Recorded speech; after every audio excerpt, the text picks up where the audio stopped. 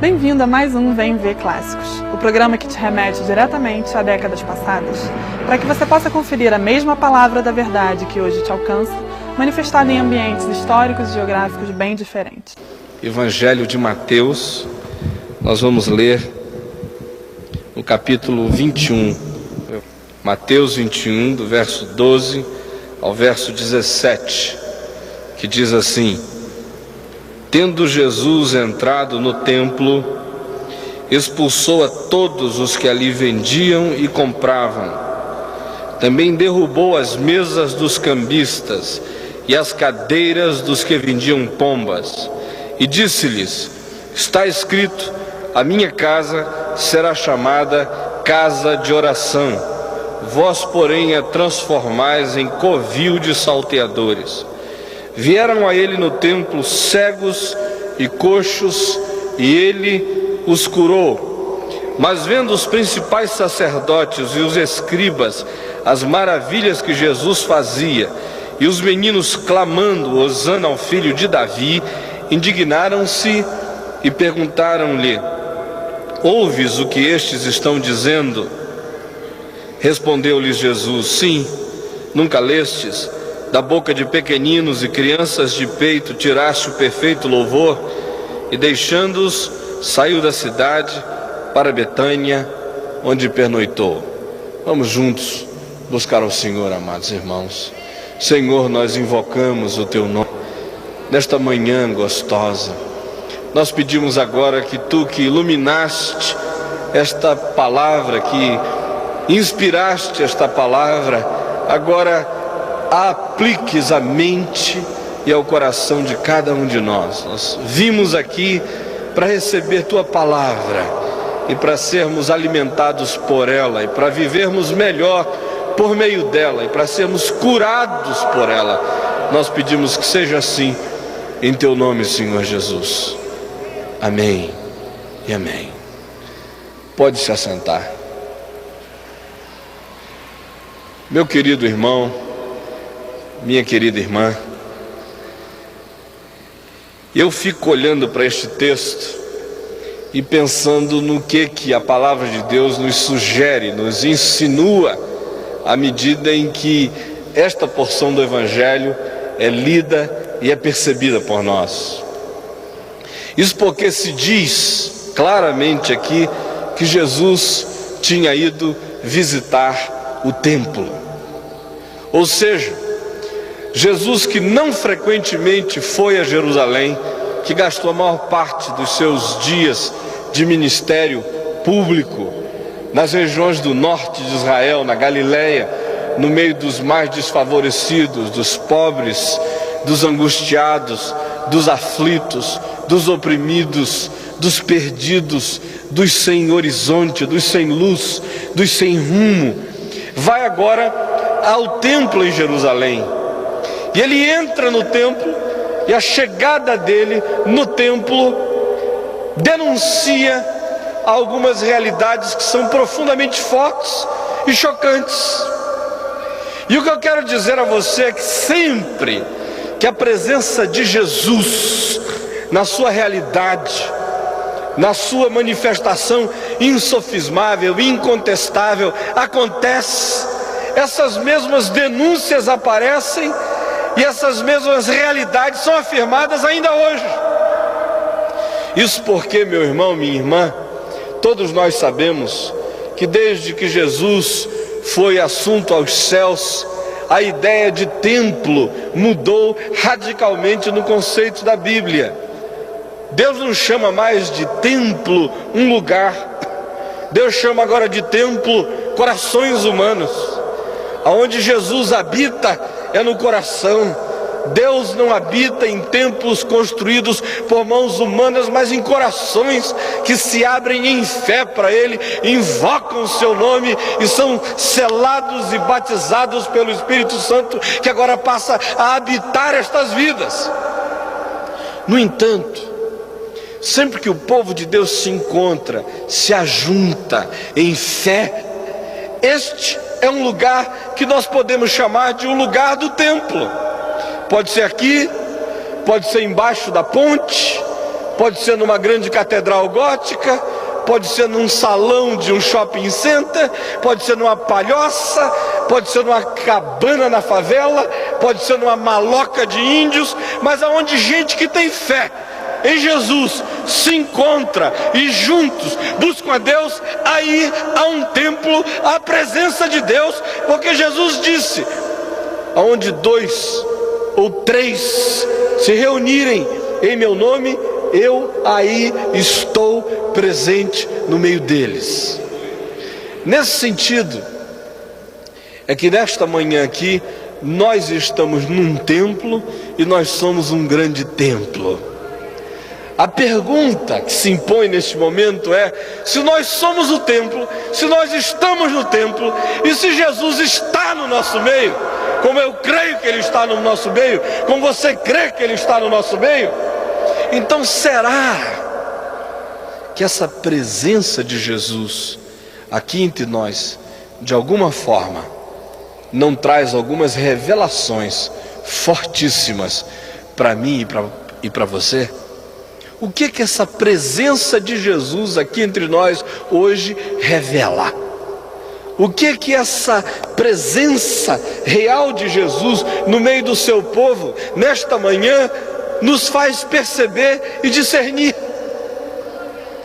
Como eu disse, eu creio que a presença de Jesus no templo em Jerusalém revelou uma série de coisas que continuam a ser as mesmas coisas que Ele revela sempre que um ajuntamento desse se manifesta, se dá e acontece. Senão vocês vejam, primeiramente, Jesus revela as falsas razões de alguns de nós num ajuntamento como este. Quando a gente vem a um lugar como este, a gente não vem só por boas razões, por razões justificáveis. Alguns de nós vêm por razões injustificáveis, vêm por falsas razões. Como a minha esposa disse há pouco, às vezes é possível que a gente esteja aqui por razões outras, que não sejam as mais legítimas, as mais genuínas, não sejam as motivações mais fundamentalmente boas para nos trazerem a esse lugar de culto, a esse ajuntamento de fé do povo de Deus. Aqui, lendo a palavra de Deus, Jesus inicialmente denuncia aqueles que fazem do ajuntamento do povo de Deus um bom negócio. Ele diz no verso 12, que entrando no templo percebeu ali os que estando no lugar vendiam, e os cambistas que trocavam dinheiro. Ele entra e denuncia as motivações de alguns que estão ali, não para adorar a Deus, mas para fazer um bom negócio. Ora, todos nós sabemos que há muita gente que continua a vir à casa de Deus para fazer apenas bons negócios. E essa ideia dos bons negócios é muito sutil. Alguns vêm até para fazer bons negócios com Deus. Alguns vêm apenas para dizer: eu acho que se eu for, eu vou receber uma bênção, um aditivo da bênção e da misericórdia de Deus na minha vida, que vai me fazer prosperar. Eles não vêm por Deus mesmo, eles vêm por aquelas coisas que Deus possa dar a eles. A gente olha em volta no país e também descobre em alguns lugares onde há cultos inteiros sendo gerados e pessoas que são ajuntadas, e às vezes as motivações para ajuntar essas pessoas não são as mais legítimas nem as mais genuínas, é apenas um bom negócio. Por que você está aqui nesta manhã? Será que as motivações mais genuínas, mais profundas do seu coração são aquelas que trouxeram você aqui, ou há algumas motivações espúrias por trás disso tudo? Jesus também denuncia e desmascara aquela manifestação de pessoas na presença dele que acontece simplesmente em função de um mecanicismo religioso. Diz a palavra de Deus ainda no verso 12 que havia não só os que estavam ali para fazer um bom negócio, mas havia ali os que estavam para se servir do bom negócio. Havia os que vendiam, mas também havia os que compravam. E o que eles compravam? Eles compravam culto. A lei de Deus determinara no Antigo Testamento que as pessoas deveriam ir à casa do Senhor levando alguma coisa. Deveriam levar pombinhos ou passarinhos ou animais para serem sacrificados no altar de Deus. E esse tinha que ser um gesto da vida.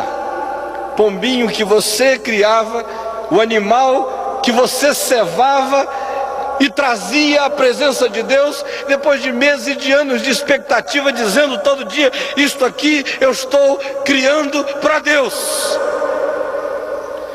Mas o que acontecera no templo de Jerusalém era o contrário.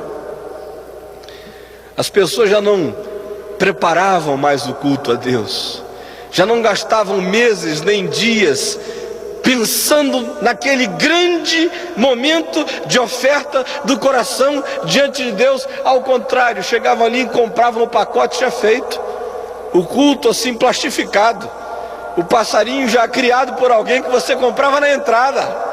Se o maior era um culto um pouco mais abençoado, já uma ovelhinha preparada, penteada para você sacrificar. Você não pensava em nada, não colocava o coração em nada, não ofertava nada, não tinha passado dias de expectativa diante de Deus, vinha na sua distração, simplesmente entrava, quanto custa, pagava e agora oferecia a Deus. O pacote da bênção já estava preparado.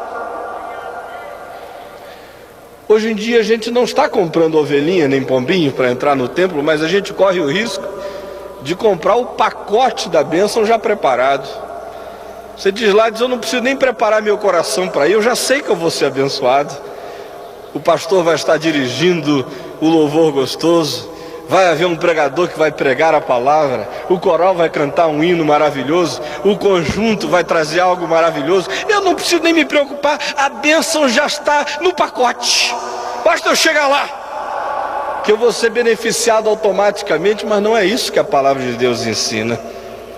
Como o pastor Paulo disse, há alguns que podem até vir aqui pregar num culto e ficarem igual estátuas geladas ali, sem participar de nada, pensando que apenas o pacote que eles vão trazer é o que vai abençoar você. Meu irmão, minha irmã, Deus não vende pacotes de culto. Deus não vende pacotes de culto. Ou você traz o seu sacrifício para Ele, ou não há nada que eu possa dar a você que faça você trazer alguma coisa agradável a Deus. Não há nada que você compre aqui que vai justificar seu culto diante de Deus. Ou você prepara e traz isso desde casa, desde o fundo do coração, ou você concentra toda a sua mente, toda a sua força, toda a sua emoção, toda a sua alma, todo o seu pensamento a Ele, ou não há culto possível que você venha prestar a Ele. E ainda Jesus desmascara a presença no ajuntamento do povo de Deus, que acontece só por razões teológicas e doutrinárias. Ou seja, há um grupo de pessoas aqui que Jesus também desmascara e denuncia. Eles aparecem no verso 15, que são os principais sacerdotes e os escribas, que veem as maravilhas que Jesus faz, mas estão muito mais preocupados com a conveniência ou não de certos atos e de certos momentos do que com as maravilhas. Estão muito mais preocupados em questionar a doutrina de Jesus, as ações de Jesus, a mensagem de Jesus, a teologia de Jesus, o que Jesus diz, como diz, quando diz, do que receber a bênção de Deus. Quero falar com você, especialmente com você que já há anos vem caminhando no Evangelho. Isso é uma doença que pode atingir o coração, especialmente daqueles que com o passar dos anos vão se sentindo assim maduros e sofisticados na fé. Gente que começa a se tornar especialista em Deus, em doutrina, em mensagem, em pregação. Já não ouvem mais a palavra de Deus com o coração aberto.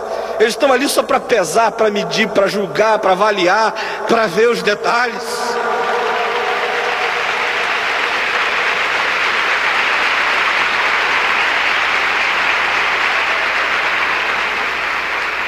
já não são capazes de ver as maravilhas que Jesus opera e simplesmente recebê-las com a alma desguarnecida e pronta para absorver a graça de Deus. Eles estão ali como técnicos, estão ali pensando e pesando cada movimento, cada gesto, cada detalhe. É por isso que Deus pode agir como agir no meio deles, e eles vão sempre para casa vazios e ocos. Porque a falsa maturidade deles os impede de continuarem a receber os gestos e as ações da liberdade, da espontaneidade de Deus, como sendo coisas que possam fazer bem à vida deles. Meu irmão, minha irmã, mas eu não vim aqui hoje de manhã apenas para dizer quais são as falsas motivações que Jesus denuncia neste texto. Seria negativo demais e desnecessário.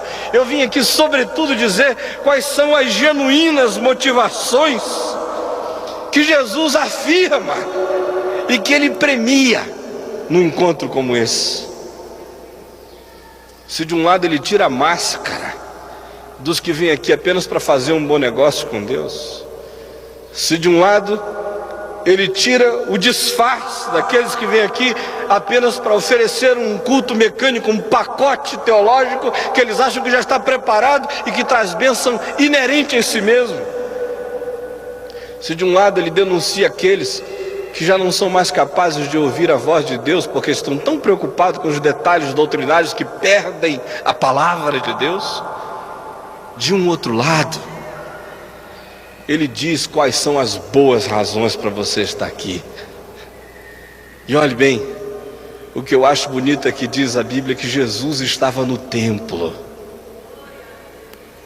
E se Jesus está no templo, o que Jesus espera que aconteça a mim e a você como decorrência do fato de que Ele está no nosso meio? Será que eu e você podemos esperar que alguma coisa boa da parte de Deus nos aconteça pelo fato de que Jesus está aqui no nosso meio? O que Ele quer premiar hoje aqui? Quais são as razões que Ele quer afirmar como sendo genuínas, legítimas, válidas para eu e você estarmos aqui? Quais são as expectativas espirituais que Jesus quer de fato recompensar nas vidas daqueles que aqui estão? A primeira delas aparece no verso 12 também, que nos diz que Jesus entende e afirma que um ajuntamento como esse só é válido quando eu transformo este lugar num lugar de orar e de ver orações respondidas. Repita isso comigo em voz alta: este é lugar de orar. Repita isso comigo: este é lugar de orar e ver orações respondidas. Todos nós juntos: este é lugar de orar e ver orações respondidas. Senhor Jesus expulsa os cambistas, os vendedores, os que fazem negócio, os que compram culto pronto, todos esses dizem: olha, está escrito, a minha casa será chamada casa de oração. Minha casa será chamada casa de oração. Que coisa fantástica! Talvez alguns de nós não percebamos que este é de fato o elemento mais essencial que caracteriza todo o nosso aproximar de Deus.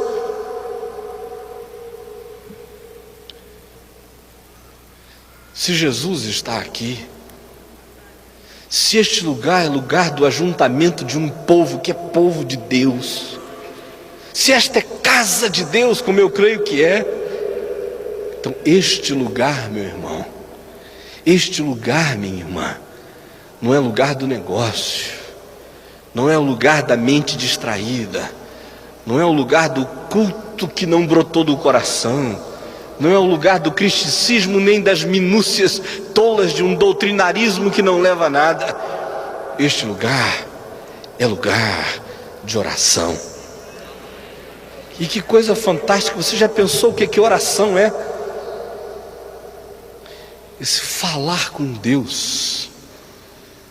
Não é falar com o pastor, nem é falar com o presidente da república, é falar com Deus, com aquele que levanta reis e derruba reis, com aquele que põe juízes em lugar de juízo e derruba juízes do lugar de juízo, aquele que desvia curso de rios, aquele que dá ordem às ondas do mar e diz: daqui você não passa, e as ondas dali não passam, aquele que conhece as regiões abissais da terra, aquele de quem ninguém foge, aquele que encontra você na jangada mais longínqua, no horizonte mais perdido, aquele cuja presença anjos e demônios tremem, aquele cuja palavra desencadeia dilúvios ou para tempestades, aquele cujo sopro da boca destrói o anticristo.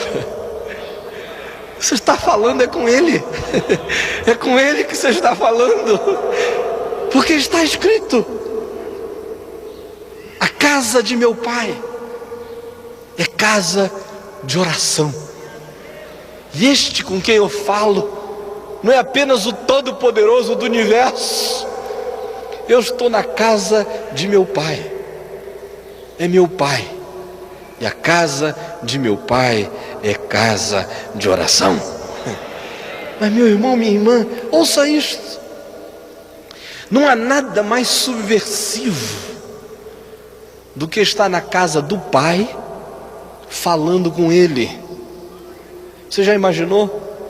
Seu marido está em casa, coração duro, fechado, não sabe que você está aqui fazendo uma conspiração, participando da maior de todas as subversões, tramando com Deus a respeito do dia em que o coração do seu marido vai ser demolido e vai cair e vai se render a Jesus. E o pobre coitado não sabe que você está armando essa santa arapuca na qual ele vai cair em nome de Jesus. Que coisa fantástica! Seu patrão despótico, durão, opressor, esmagador, impiedoso, gelado, frio, não sabe que nesta manhã aqui na casa de oração você está falando com o patrão dos patrões, que é também Senhor dos senhores, que é também Rei dos reis, a respeito desse patrãozinho gelado que está esmagando a sua vida, e você não está pedindo o mal desse patrão, você está só pedindo ao Rei dos reis que curve o coração desse patrão. Sabe por quê? Porque esta casa aqui é casa de oração, é lugar de falar com Deus e ver se falar com Deus se transformar em orações respondidas. Você veio orar hoje aqui? Você tem razões para orar hoje aqui? Você tem causas perdidas para jogar diante de Deus hoje aqui? Você tem ansiedades acumuladas para despejar na presença de Deus hoje aqui? Você tem sonhos frustrados para depositar na presença de Deus hoje aqui? Você tem gratidão acumulada para vazar diante dele hoje aqui? Casa de meu pai será chamada casa de oração. E eu gosto da versão de Marcos e de Lucas que diz: casa de oração para todos os povos, para gente de qualquer tipo, para o pobre e para o rico, para o que sabe, para o que não sabe, para o inteligente, para o quase estúpido, para o que pensa com profundidade, para o que pensa com perspectivas rasas, para qualquer um, de qualquer cor, de qualquer etnia, de qualquer procedência. Se vier ao Pai, vai encontrar audiência. vai falar com Ele e vai ser respondido por Ele, em nome de Jesus. Você crê nisso? Se você crê nisso, diga um amém gostoso, em nome de Jesus. Amém? Mas em segundo lugar, Jesus disse que quando Ele está no meio do povo de Deus, esse encontro do povo de Deus se torna o lugar da dor ser mostrada e da cura ser obtida. Repita isso comigo: o lugar da dor ser mostrada e da cura ser obtida. Em voz bem alta, todos nós. É o lugar da dor ser mostrada e da cura ser obtida. É o lugar onde você chega e diz: Jesus, está doendo, está doendo, dói meu coração, ou dói minha alma, dói minhas emoções, dói minha consciência, dói no meu caráter porque eu fraquejei mais uma vez, dói no meu comportamento porque eu fiz o que eu não queria fazer, dói no meu bolso porque eu perdi o que eu não tinha, dói.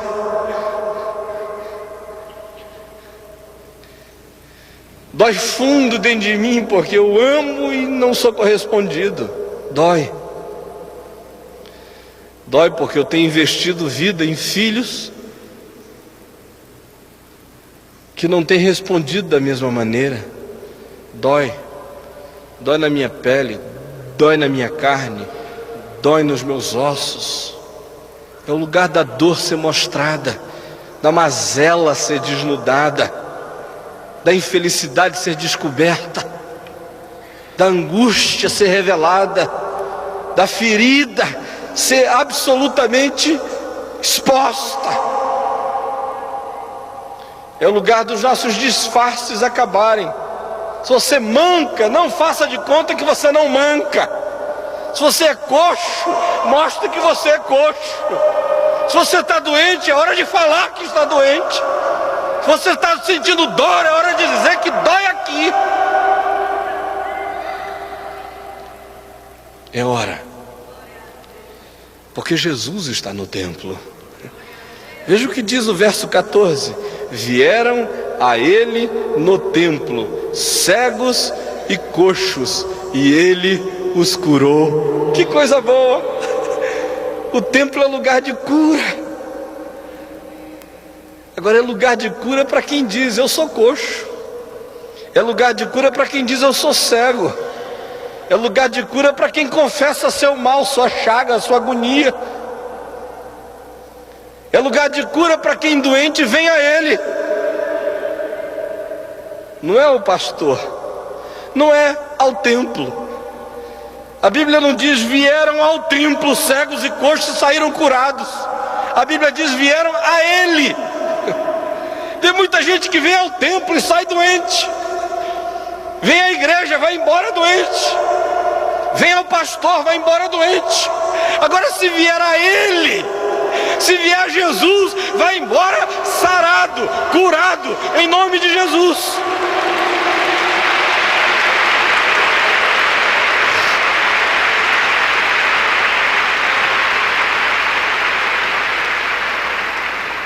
O templo estava lá. Quantas vezes aqueles cegos e coxos tinham ido ao templo e ido embora para casa, coxeando ou tateando? Faz a diferença, meu irmão, minha irmã, não é o templo. Ele é que faz a diferença. Se você vier a Ele no templo, eu digo em nome de Jesus, alguma coisa boa vai acontecer para você. Em nome de Jesus, amém? Ele não manda ninguém de mãos vazias embora. Ninguém se aproxima dele com o coração em fé, carente, necessitado, e vai embora do mesmo jeito. Se vier a Ele, buscar a Ele, Ele tem cura para você. Ele tem bálsamo para a sua ferida. Ele tem tratamento para o seu mal. Ele tem remédio para a sua própria dor. Ele tem solução para o seu problema. venha a Ele hoje. E em último lugar, a palavra de Deus diz que quando Jesus está no templo, e quando o povo de Jesus se ajunta a Ele em fé no templo, esse lugar se torna o lugar do louvor e da renovação das forças do ser. Repita isso comigo. Este lugar se torna o lugar do louvor e da renovação das forças do ser. Mais uma vez, todos nós com a voz alta. Este lugar se torna o lugar do louvor e da renovação das forças do ser. Meu irmão, minha irmã, se nós estamos aqui em nome de Jesus, e se Jesus está aqui como prometeu que estaria, esse tem que ser o lugar do louvor mais profundo, da alma se abrir para Deus e para Deus só. Porque à medida em que você abre a alma para Deus, o seu próprio ser se renova. Não há nada que renove mais o seu ser do que o louvor. Um banho de cachoeira gelada não faz tão bem quanto o louvor. Para um amazonense como eu, uma das melhores coisas que tem é tirar o sapato e entrar no igarapé. Já ouviram falar de igarapé? É aquele riachinho que corre dentro da floresta amazônica, o chãozinho arenoso, branco, aquela água gelada, cheio de pé de buiti em volta, um lugar paradisíaco. Parece que o Éden foi na região amazônica. Para um amazonense como eu, uma das coisas mais gostosas é entrar no igarapé, porque renova a alma. Para um gaúcho, uma das coisas que mais renova a alma é uma churrascada, não é mesmo? Abraão também parece que tinha parentesco com gaúcho, porque de vez em quando ele fazia um churrasco, e o Velho Testamento diz: e comeram, beberam e se alegraram na presença do Senhor. E os salmistas, sempre que fala de gozo, de alegria, fala de banho de gordura, de churrasco. Não é mesmo? Agora, meu irmão,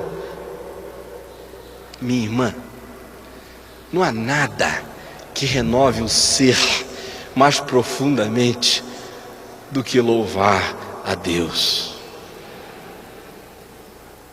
Você pode estar falido, os negócios quebrados, a recessão pode ter caído em cima de você, impiedosa.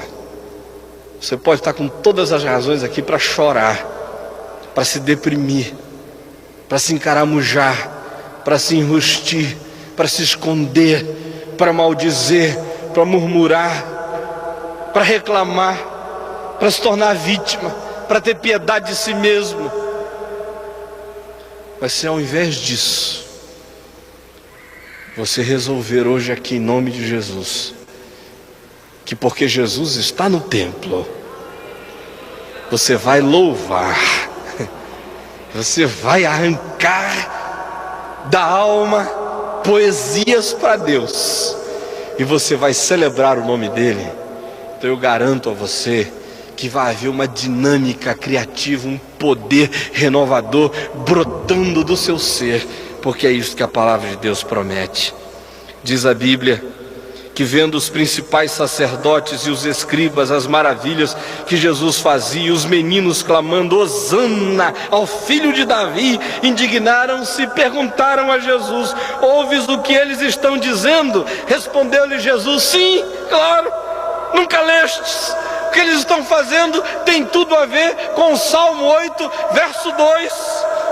Eles estão cumprindo uma profecia que diz: da boca de pequeninos e crianças de peito tiraste o perfeito louvor. Gente grande não louva a Deus. Gente assim muito metida, madura, não louva a Deus. Só louva a Deus quem mantém o coração de menino, coração sapeca, faceiro, criancinha, de peito, faminta, que mama, que balbucia, que olha para o pai e diz: meu Deus, ele é meu herói, é meu pai. Esse louva. Se meu pai pode tudo, meu pai sabe tudo, meu pai é maravilhoso. Quem perde essa cabeça de criança faceira, sapeca, desaprende a ser gente e desaprende a louvar a Deus. Você só louva a Deus se você tiver alma de criança. É criança de peito, é pequenino, é gente simples, é gente descomplicada, é que oferece a Deus perfeito louvor. Gente grande, gente pseudo-madura, gente importante, gente que acha que sabe muito, gente que acha que galgou os níveis mais elevados da espiritualidade, viram pedra, não louvam nada, ficam geladas, engessadas, maceradas. Gente de alma simples, gente com coração de criança, é gente que salta para Deus, que louva a Deus, que celebra a Deus, que traz do coração os elogios supremos ao Senhor.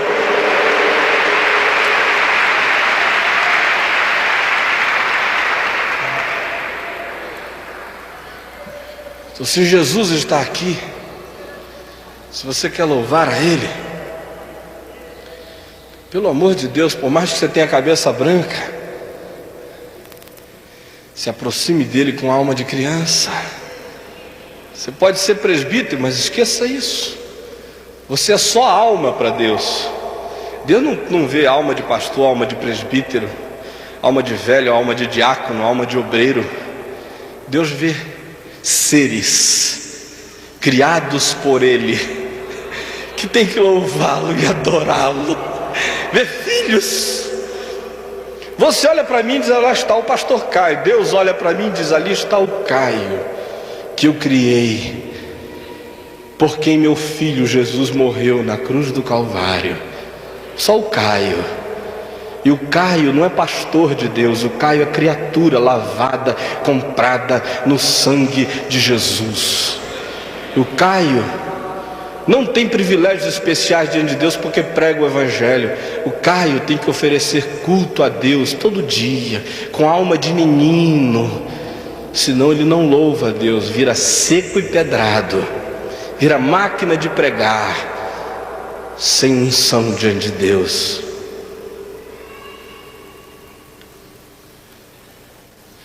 Meu irmão, minha irmã, mas eu disse que o louvor tem um papel de renovação das forças do ser.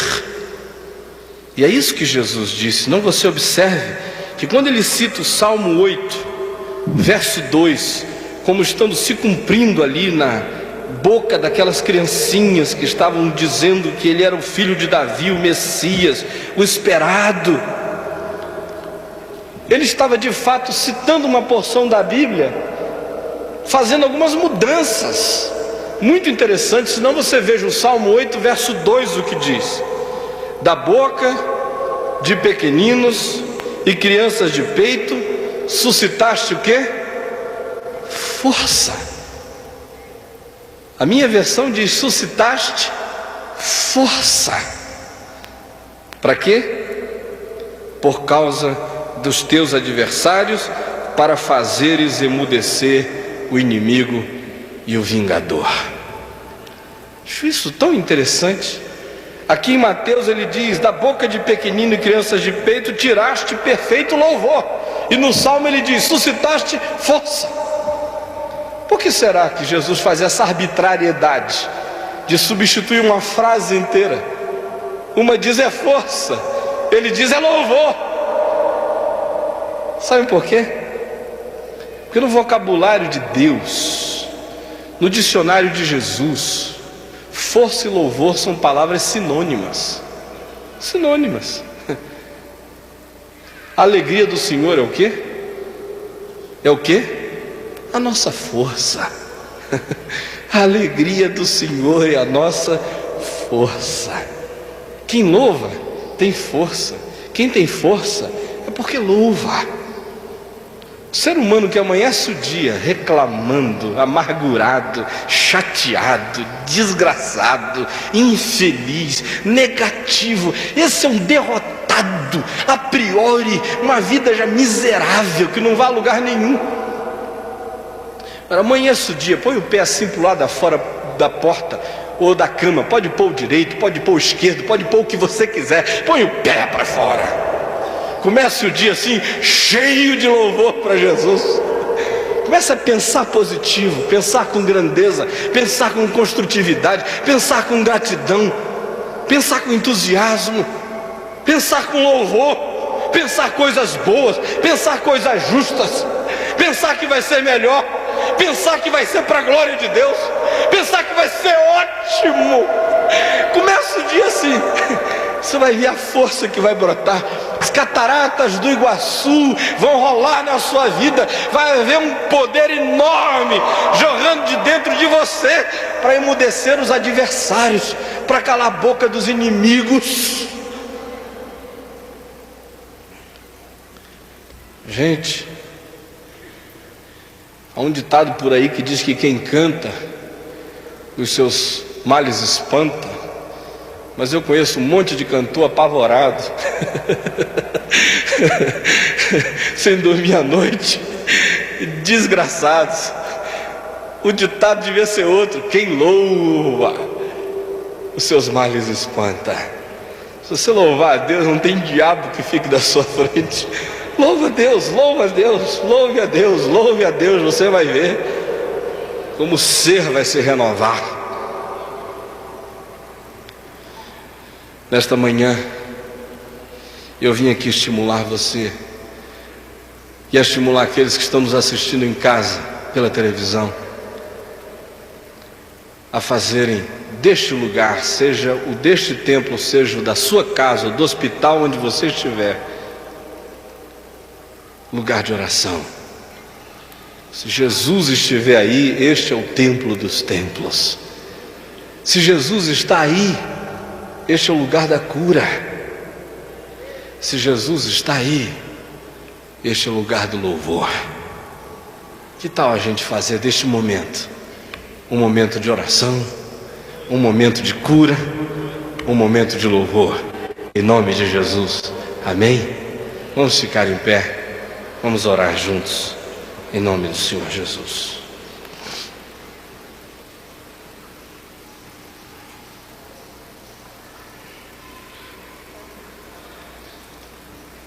Eu não vou convidar você para vir aqui à frente, eu gostaria apenas que aí no seu lugar, você curvasse a sua cabeça, você fechasse os seus olhos.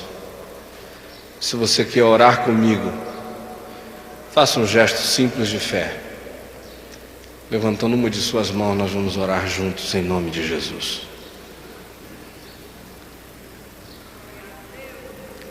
Senhor Jesus, Tu estás aqui entre nós.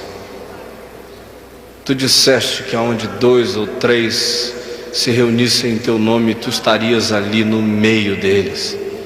E Tu estás aqui no nosso meio, tanto quanto Tu estás nas famílias daqueles que nos veem e ouvem agora pela televisão.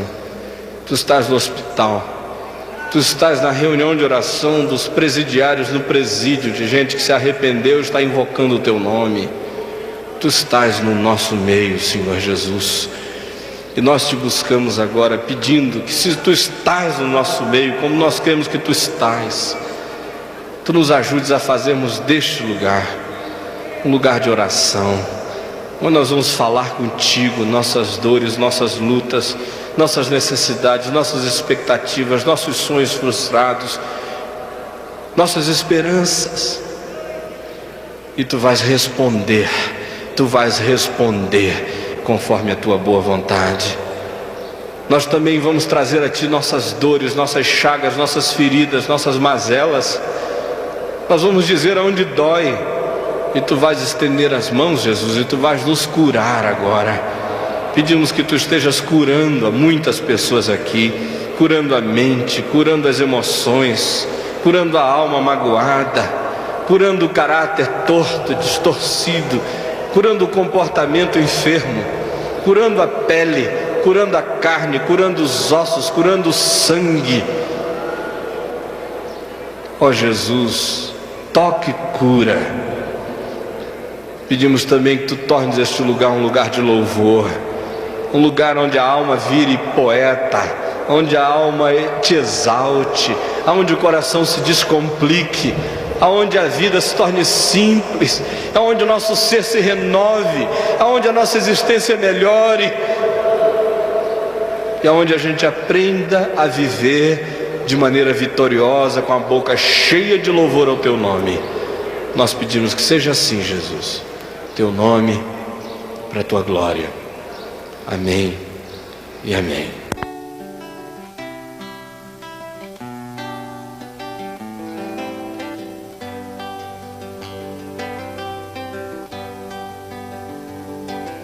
O Senhor é o meu pastor,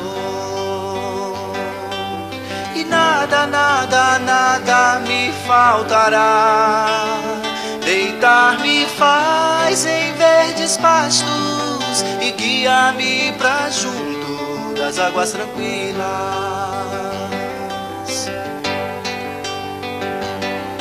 O Senhor é o meu pastor, nada, nada, nada me faltará.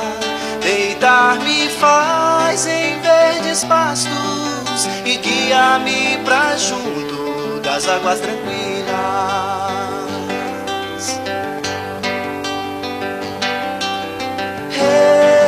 Refrigera minha alma e guia-me pelas veredas da justiça, por amor do seu nome, por amor do seu nome.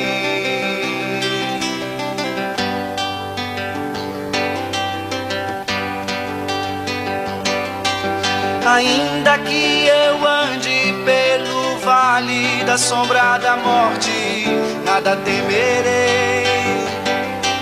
Ainda que eu ande pelo vale da sombra da morte, nada temerei. O Senhor é o meu pastor, o Senhor é o meu pastor, o Senhor